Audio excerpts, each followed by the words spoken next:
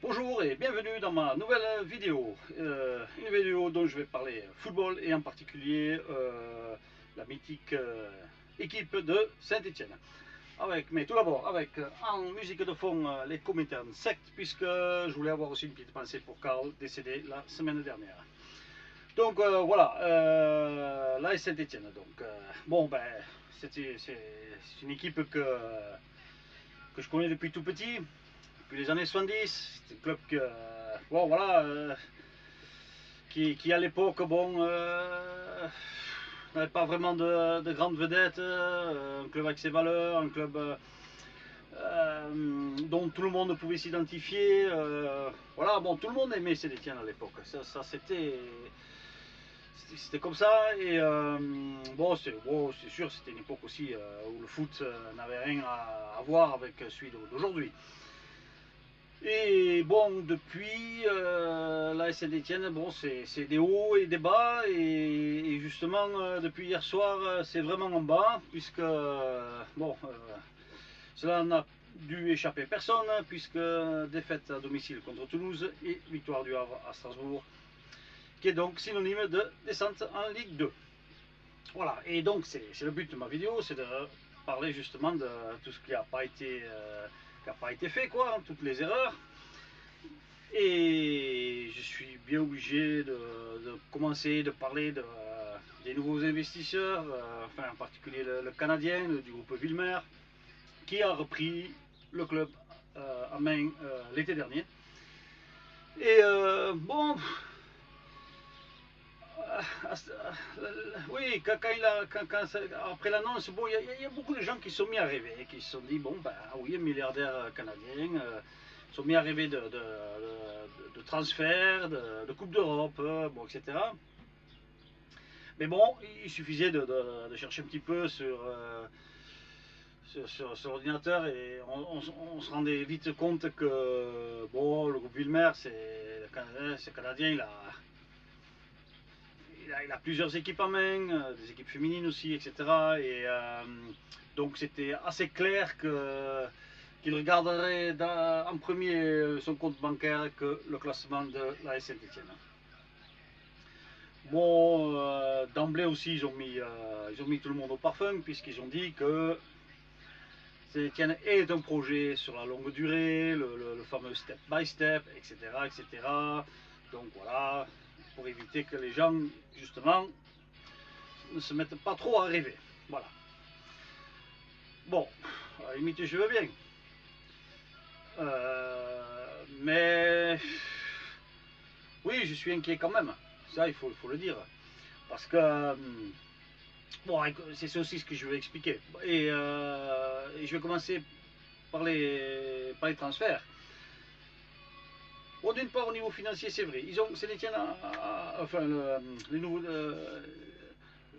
nouveau investisseur a colmaté les brèches, tout ça, dans le club. Donc, c'est vrai qu'au niveau financier, on n'a pas à se faire.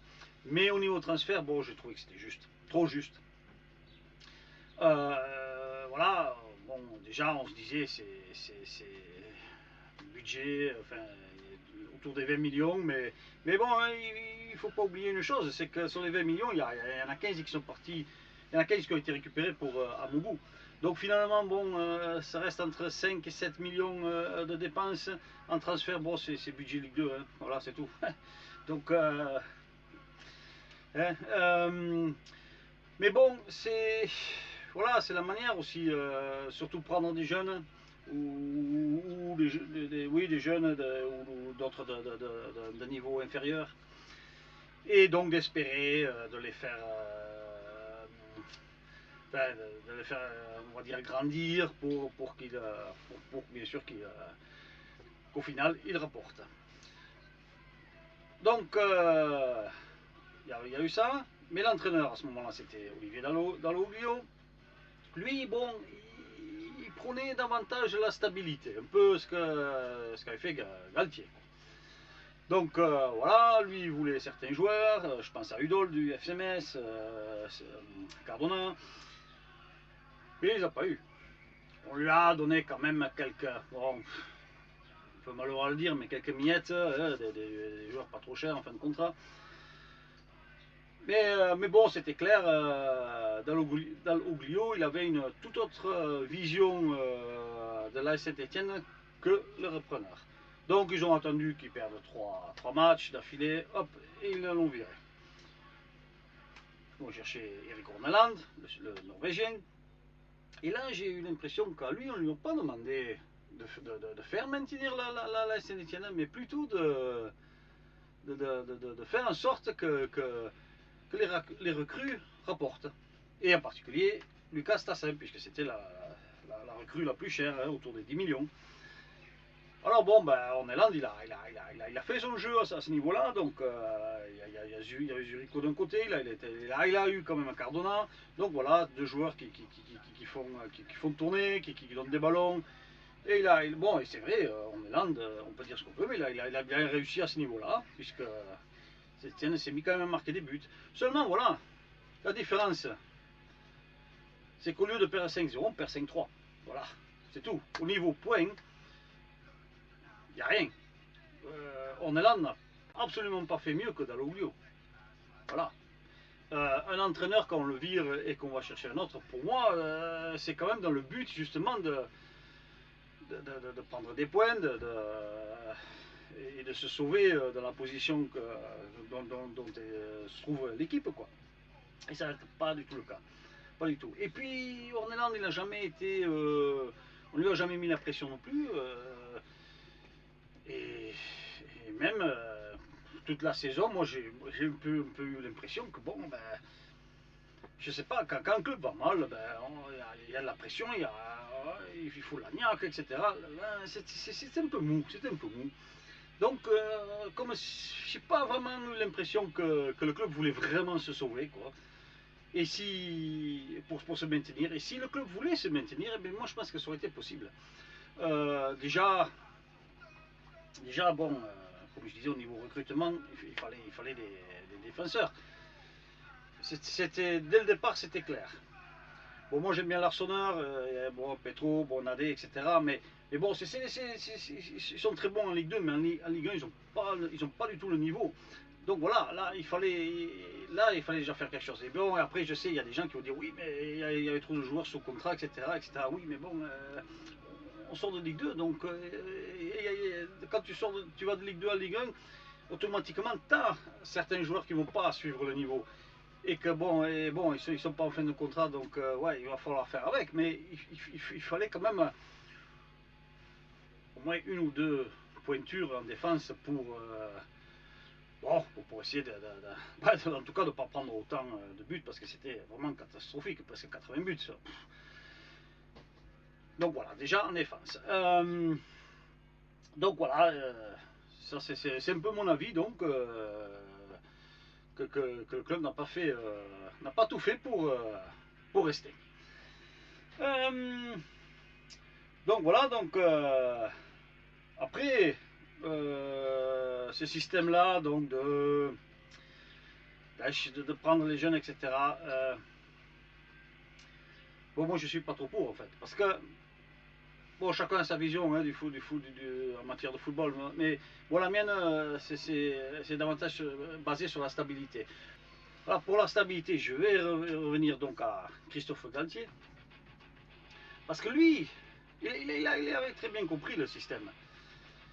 Faut pas oublier, quand il a repris le club, c'était pareil, on était en bas, on était 17e, on était au bord de la Ligue 2. Lui, il est allé chercher des joueurs, des jeunes, des moins jeunes, il a formé des cadres, il a saisi les opportunités. Par exemple, il est allé chercher Ruffi à Monaco, voilà, qui était un très bon gardien. Voilà, donc tu mets déjà un très bon gardien, déjà en défense, ça donne la confiance et tu peux bâtir une stabilité. Et quand tu as cette stabilité qui est bien rodée, oui, là tu peux te permettre de vendre de temps en temps un joueur, hein, ça a été le cas avec Payet, avec Matuidi, Aubameyang, Malcuit, etc. Et de récupérer un peu de sous, de faire rentrer un peu de sous dans les caisses. Donc ça marchait bien. Après, c'est vrai qu'au niveau jeu que proposait Saint-Etienne, bon, ben, c'était pas trop terrible non plus, mais au moins on jouait chaque année dans les 10 premiers, on regardait chaque année en haut. Et là, bon, là on regarde en bas, quoi, parce que bon, avec ce système-là, d'aller chercher des jeunes, bon, peut-être que oui, un jour on arrivera à jouer 3e, 4e ou 5e, je sais pas, dans le championnat, de faire une bonne saison. Mais après, bon, la question est, il va se passer quoi? Parce que bon, on le sait, si on joue, si on sait ce qu'il fait pour la Coupe d'Europe, il faut construire, l'effectif doit être plus large, etc., etc. Mais avec ce système, ça va être donc de vendre ses meilleurs joueurs, de rentabiliser. Et là, ça ne sera pas possible donc de stabiliser. Voilà, ça sera pas. Il faudra chaque fois reconstruire. Donc non, donc ce projet-là de Villemaire, moi j'y crois pas. C'est trop basé sur sur le business, hein, voilà. Et bon, voilà, le business on peut, mais après oui, le business, il y a quand même deux choses. Hein. Parce que là, je vais quand même parler du Paris Football Club. Bon, ce club, bon, il monte en Ligue 1 cette année. Ils affichent clairement de suite les ambitions. Bon, ils sont même prêts à acheter Stassin, j'ai entendu. Bon, etc. Mais après, bon, voilà. Bon, c'est notre calibre que nous. Mais après, bon, c'est la chute aussi. Il y a un risque. Voilà, le risque au Paris Football Club est beaucoup plus grand dans ce cas. Parce que on va se souvenir du Matra Racing à l'époque, dans les années 80. Bon, c'est un peu pareil, hein, c'est comme le Paris Football Club. Ils sont montés, mais ils sont complètement cassés la gueule. Donc voilà, c'est le risque. Si tu te casses la gueule, tu te casses la gueule bien. Alors que Saint-Étienne, quand ici il se casse la gueule, il pourra s'amortir dans un échelon inférieur, hein, en Ligue 2. Donc voilà, de cette manière-là, Saint-Étienne prend moins de risques. Mais oui, en prenant moins de risques, on a aussi moins de chances de jouer pour l'Europe. Ça, c'est l'autre côté, quoi. Donc voilà. Non, moi le projet Villemaire me fait peur. Enfin, me fait peur. Ne m'emballe pas. J'ai bien peur que voilà. Il y a des chances qu'on risque de rester pas mal d'années en Ligue 2 parce que moi, la Ligue 2, c'est pas évident non plus. Moi, je trouve que c'est un championnat qui est rude, hein, qui est costaud. C'est beaucoup plus fort, c'est très physique. Et bon, voilà, il faut vraiment avoir des opportunités. Bon, comme ça a été il y a 2 ans le cas avec Cardona. Bon, qui a lui, presque lui tout seul, d'un coup, nous fait passer les barrages. Mais bon, ça va être très dur. Donc, non, moi perso, je suis assez pessimiste. Ben bon, voilà, c'est comme ça. On va bien voir ce qui va se passer. Bon, après, pour conclure le bilan de cette saison, voilà, comme je le disais. Moi, j'ai pas vu de différence au niveau point. Il n'y avait pas de différence entre Dalloglio et Orneland, donc bon, c'était voilà. À part le point de vue financier, c'était pas du tout, ça valait pas du tout le coup de virer Dalloglio. Mais bon, c'était lamentable quand même quand on voit tous ces buts qu'on a pris. Et puis le Havre, bon, c'est notre concurrent direct. 2 matchs contre le Havre, sur les 6, on n'en prend qu'un. Bon, ça, c'est mortel, ça. Voilà, ça, c'est. Déjà, quand je vois un match contre le Derby, bon, on le gagne, bon, tout le monde est content. C'est ça qui me tue en plus, parce que, bon, on gagne le Derby, tout le monde est content, alors ça enlève la pression. Mais ce Derby, on l'a gagné. Pas parce que nous on est bon, mais c'est parce que Lyon était cramé. C'est ça la différence. Lyon venait d'un match très dur à Manchester. Les mecs, ils étaient complètement cramés. Ils sont venus à Geoffroy Guichard, ils avaient les jambes molles. Voilà. Donc encore normalement, on gagnait 3-4-1 quoi en fait. Mais bon, dans un temps normal, ce match-là, on l'aurait jamais gagné. C'était le match nul ou alors c'était Lyon qui gagnait. Voilà, donc. Aïe, aïe, aïe, aïe. Non, c'était vraiment une saison, bon, on va dire pourrie, hein, ça c'est clair. Voilà. Non, franchement, voilà, ce changement d'entraîneur, voilà, c'est bien pour Stassin, c'est bien pour les investisseurs, c'est bien pour remplir un peu les caisses.